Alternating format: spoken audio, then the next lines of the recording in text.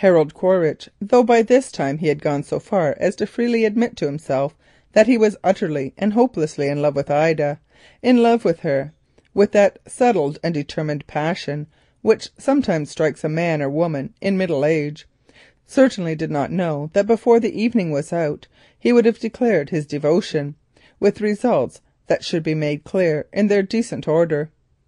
When he put on his dress clothes to come up to dinner, he had no more intention of proposing to Ida than he had of not taking them off when he went to bed.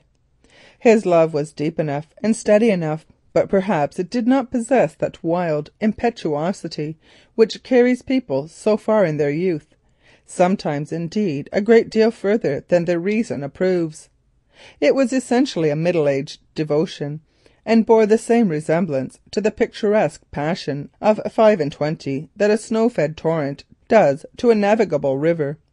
The one rushes and roars and sweeps away the bridges and devastates happy homes, while the other bears upon its placid breast the argosies of peace and plenty, and is generally serviceable to the necessities of man. But for all that, there is something attractive about torrents. There is a grandeur in that first rush of passion which results from the sudden melting of the snows of the heart's purity and faith and high unstained devotion. But both torrents and navigable rivers are liable to one common fate. They may fall over precipices, and when that happens, even the latter ceases to be navigable for a space. And that was what was about to happen to our friend the Colonel. To begin with, he had dined well, and whatever ardent 23 may think of so gross and material a fact, it is certainly true that if a man is in love before dinner, he is 25% more in love after that. Well, Harold Quaritch had dined, and he had had a pleasant as well as a good dinner. The Squire, who of late had been cheerful as a cricket, was in his best form, and told long stories with an infinitesimal point. In anybody else's mouth these stories would have been wearisome to a degree, but there was a gusto, an originality, and a kind of Tudor period flavour about the old gentleman, which made his worst and longest story acceptable in any society. The Colonel himself, too, had come out in a most unusual way. He had a fund of dry humour in him which he rarely produced, but when he did produce it, it was of a most satisfactory order. On this particular night it was all on view, greatly to the satisfaction of Ida, who was a witty as well as a clever woman, and so it came to pass that the dinner was a very pleasant one.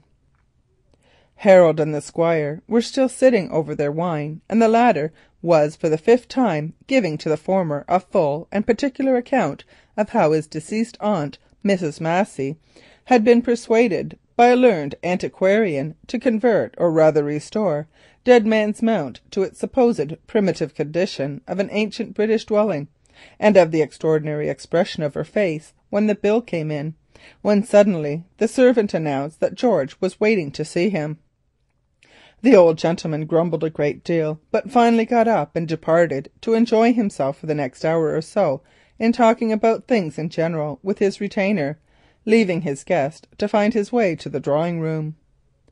When the Colonel reached the room, he found Ida seated at the piano singing. She heard him shut the door, looked round, nodded prettily, and then went on with her singing.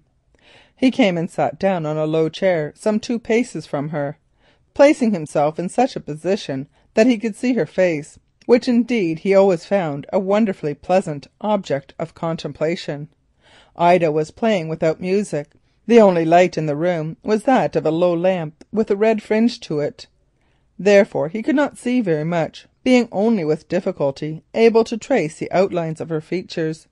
But if the shadow thus robbed him, it on the other hand lent her a beauty of its own, clothing her face with an atmosphere of wonderful softness, which it did not always possess in the glare of day.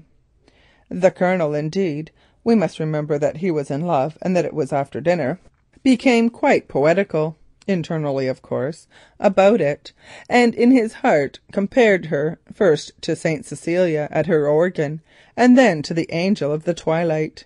He had never seen her look so lovely, At her worst she was a handsome and noble-looking woman, but now the shadow from without, and, though he knew nothing of it, the shadow from her heart within also, aided maybe by the music's swell, had softened and purified her face, till it did indeed look almost like an angel's. It is strong, powerful faces that are capable of the most tenderness, not the soft and pretty ones, and even in a plain person, when such a face is in this way seen, it gathers a peculiar beauty of its own. But Ida was not a plain person, so on the whole it is scarcely to be wondered at that a certain effect was produced upon Harold Quaritch. Ida, to outward appearance at any rate, all unconscious of what was passing in her admirer's mind, went on singing almost without a break. She had a good memory and a sweet voice, and really liked music for its own sake, so it was no great effort to her to do so. Presently she came to a song from Tennyson's Maud. The tender and beautiful words thereof will be familiar to most of the readers of her story. It began: "Oh, let the solid ground not fail beneath my feet, before my life has found what some have found so sweet." The song is a lovely one, and it did not suffer from her rendering, and the effect produced upon Harold by it was of a most peculiar nature. All his past life seemed to heave and break beneath the magic of the music and the magic of the singer, as a northern field of ice breaks up beneath the outburst of the summer sun. It broke up and sank and vanished into the depths of his nature, those dread unmeasured depths that roll and murmur in the vastness of each human heart as the sea rolls beneath its cloak of ice, that roll and murmur here and set toward a shore of which we have no chart or knowledge. The past was gone, the frozen years had melted, and once more the sweet strong air of youth blew across his heart, and once more there was blue sky above, wherein the angels sailed. Under the influence of that song the barrier of self broke down, and his being went out to meet her being, and all the possibilities of life seemed to breathe afresh. He sat and listened, and as he listened trembled in his agitation, till the sweet echoes of the music died upon the quiet air. They died and were gathered into the emptiness which receives and records all things, the oath and the prayer, the melody and the scream of agony, the shout of triumph and the wail of woe, and left him broken. She turned to him, smiling faintly, for the song had moved her also, and he felt that he must speak. "That is a beautiful song," he said. "Sing it again if you do not mind." She made no answer, but once more sang: "Oh, let the solid ground not fail beneath my feet, before my life has found what some have found so sweet," and then suddenly broke off. "Why are you looking at me?" she said. "I can feel you looking at me, and you make me nervous." He bent toward her and looked in her eyes. "I love you, Ida," he said. "I love you with all my heart." And he stopped suddenly. She turned quite pale. Even in that light he could see her pallor, and her hands fell heavily on the keys. The echo of the crashing notes rolled round the room and died slowly away, but still she said nothing. End of chapter 18.